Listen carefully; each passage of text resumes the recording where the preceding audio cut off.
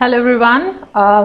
In this video we will be discussing how to return a pointer from function. Now basically our task is here in this is that we will be having a function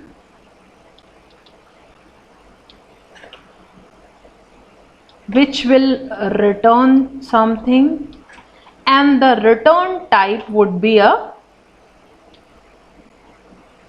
pointer. Okay, this is our task here. Now in order to do so, we will definitely have to perform 2-3 things, like we have to declare the function. Okay, declare function.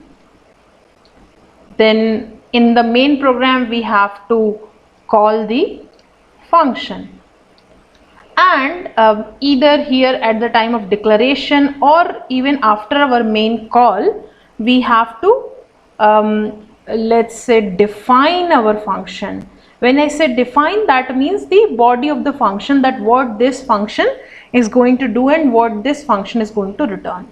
And here is the important part for our task, because we are expecting to get a pointer in return from the function. So let's see with the code and understand what are the problems we can face during this, and let's look in the form of code only. Okay, so I'm just opening up the online compiler here now. Okay, the main function has already been written for us, and let's try to write. So our task is that I want to make a function, and the function which returns the pointer. So we'll be, let's say I declare a integer, and because return type you need to define. Okay, now when I write this statement, that means I have declared the function. Okay, I have declared only. I won't define what this function is exactly going to do. I have only declared it. Now in my main program, my task is that anyhow I call this function. So let's suppose if I wish to call the function, and because I am probably writing this code for getting a pointer in return from here. So what is required? We will be declaring any variable which is of pointer type. Okay, so let's say integer, and for pointer I do not need to repeat it. If you have any confusion regarding pointers, you can look back into my previous videos.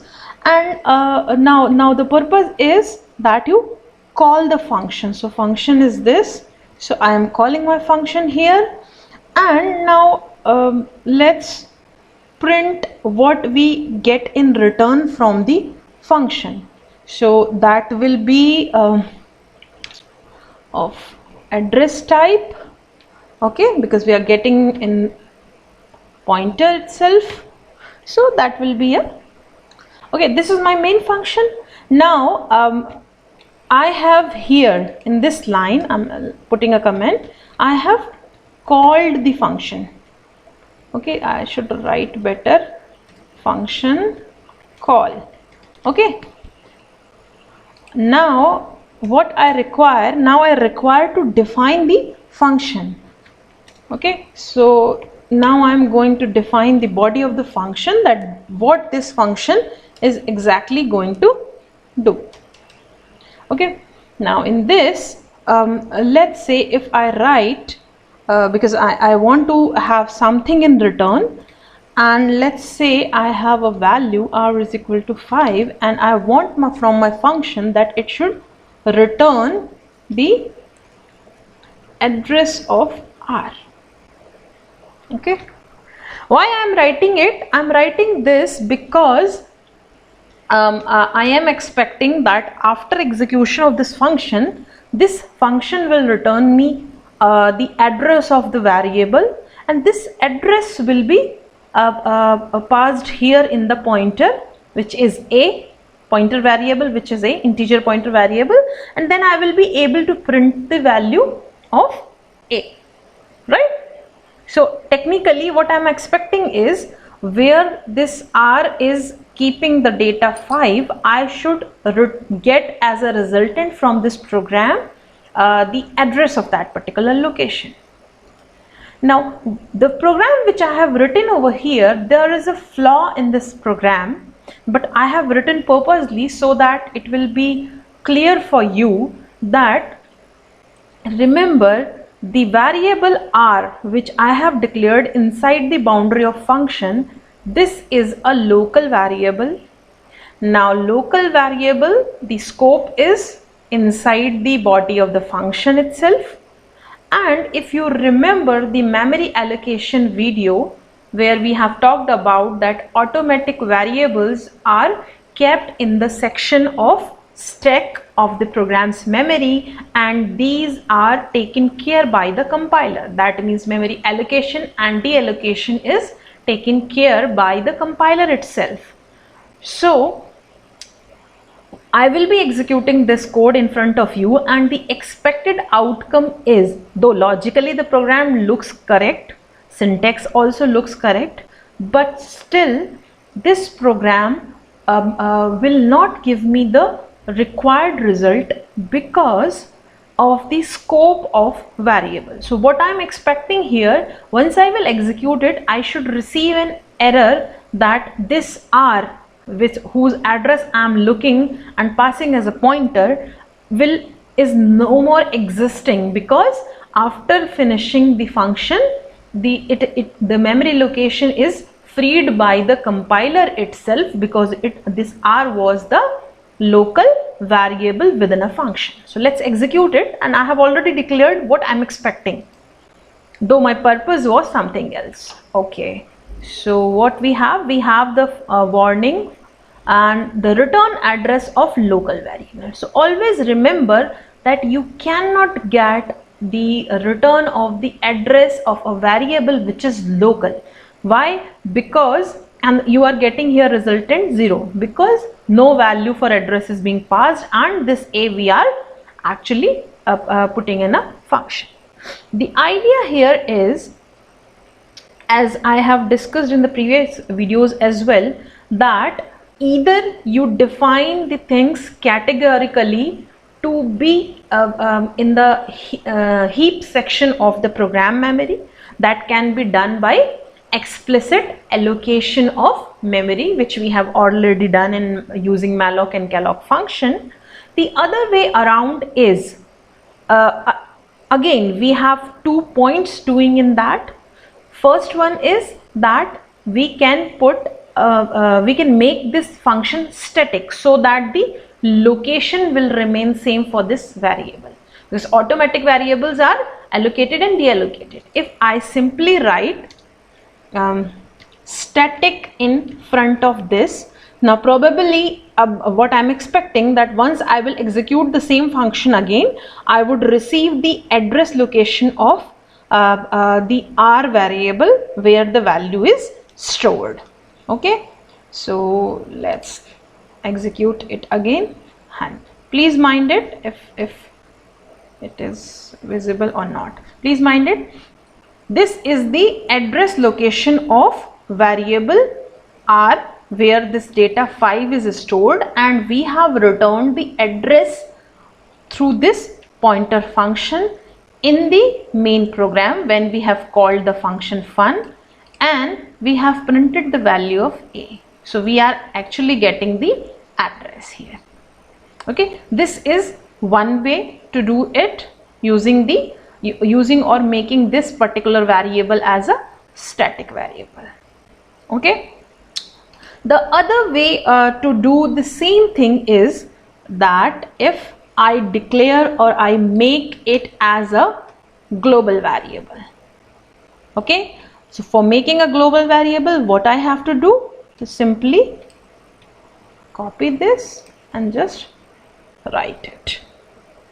Once I declare it before the definition of function and even before the main program, so I would probably get the same value. Now in order to give you the differentiation, what I am going to write, I am going to write here again this integer r is equal to 5, so that, and we will first make this statement also as comment, so that we see that still we are getting the same error. Okay, the same error, same warning that we cannot have a return address of the local variable. Remember this, returns address of the local variable. Why is it so? Because this local variable address was utilized by the function, and once the body of the function finished, then the compiler has already deallocated the memory space. Once the memory space is deallocated, we do not have any address to return.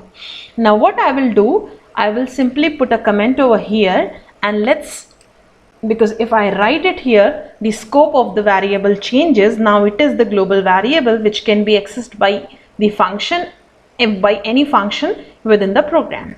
Okay, now I am expecting exactly same answer which I was doing in this static one. Okay,